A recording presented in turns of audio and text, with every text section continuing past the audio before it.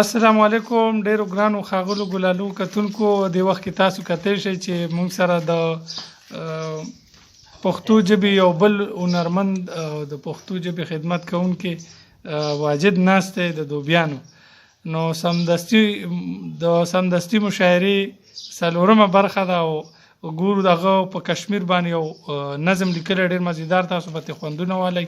نو راځئ چې د هغې نه د کشمیر په باره کې نظم واورو. السلام علیکم. وعلیکم السلام. واجد بھائی هغه نظم مونږ ته پیش کړئ. د مسلمان په هر مقام میں سلام، لري جذبه چې په ټول کام میں سلام. دا مې بولي. ها د کشمیر هغه اے د وطن په ننګ ناموس باندې قربان زلمیه، نن په کشمیر کې سرې ګولې وریږي. ټوپک په لاس کپن په سر شور روان زلمیه، نن په کشمیر کې سرې ګولې وریږي.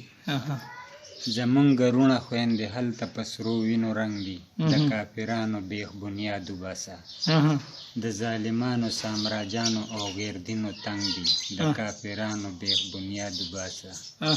په پاکه خوره باندې ډیر شو شهیدان زلمیه، نن په کشمیر کې سرې ګولې وریږي. ټوپک په لاس کپن په سر شرا روان زلمیه، نن په کشمیر کې سرې ګولې وریږي. په هغه پاکه خوره نن د انډیا ټینکونه په غریبانو بمباري کوي تل، ګرځي په سر یې د نیفام بمونو ډک جازونه، په غریبانو بمباري کوي تل.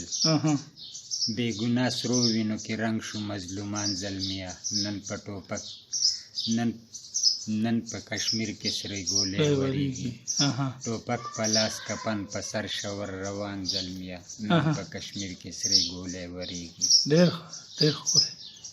د کارګل سر باندې جنډه د پاک وطن خخه کا، چې دشمن ټول عمر له یاد وساتي، رستو چې نشي سرو ګولو ته د خپل تن نښه کا، چې دشمن ټول عمر له یاد وساتي. ډېر ښه دی.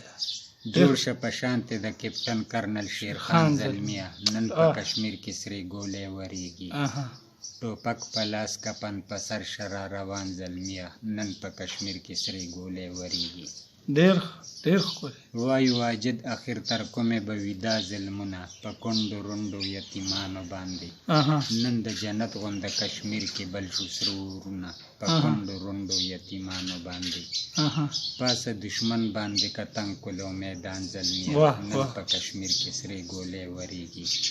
ټوپک په لاس کپن په سر شرا روان زلمیه، نن په کشمیر کې سرې ګولې وریږي. ډېره مننه د واجد، ډېره مننه کوو. او که یو دوه شعر یې را سره نور شریک کړل نو مینوال به ترې خوندونه نور هم واخلي.